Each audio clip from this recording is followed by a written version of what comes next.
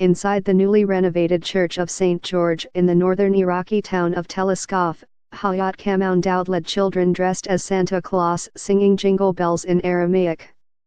Like every other resident of Teleskaf, this was Daoud's first Christmas back home in 3 years, since Islamic State militants overran her town and forcibly displaced its 12,000 strong Chaldean Christian community.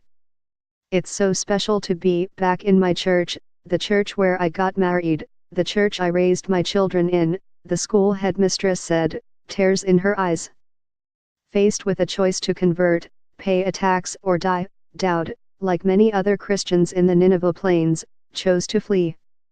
Most sought refuge in nearby towns and cities, but many sought permanent asylum abroad. Though the militants were only in Teleskaf for a few days, residents only began returning home earlier this year. On Sunday, they celebrated their first Christmas together again at the town's main church, which was overflowing. Hundreds of congregants, dressed in their finest, poured in to pray and receive communion from Father Salah Bodak, who later lit the traditional bonfire in the church's courtyard, a symbol of renewal, he said.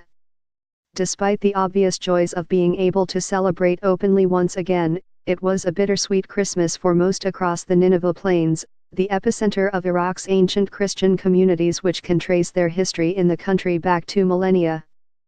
Though Iraq declared full victory over the militants just 2 weeks ago after a brutal 3-year war, the damage done to Christian enclaves was extensive, and left many wondering whether they could overcome their recent history.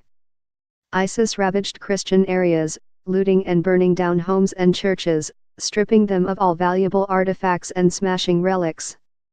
The damage in Karakash, a town 10 miles, 15 kilometers, west of Mosul, also known as Hamdaniyah, was extensive, particularly to the town's ancient churches.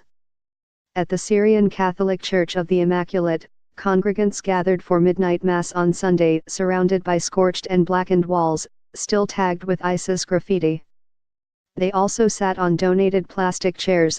The church has not yet been able to replace the wooden pews the militants used to fuel the massive fire which engulfed the church.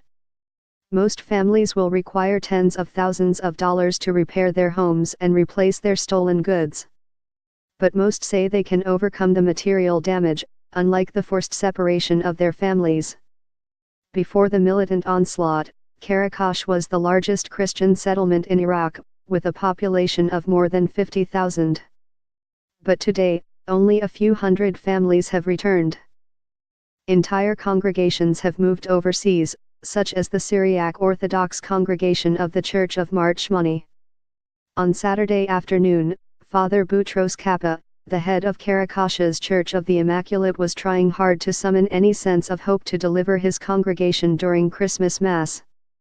"We'll have a Christmas Mass like in previous years, but this year, ours will be a joy soaked in tears, because all of our people have left Iraq," said Father Kappa. Holding Mass in the singed and upturned ruins of his church was therefore important, he said, to remind everyone that despite the tragedies that have befallen us, we're still here.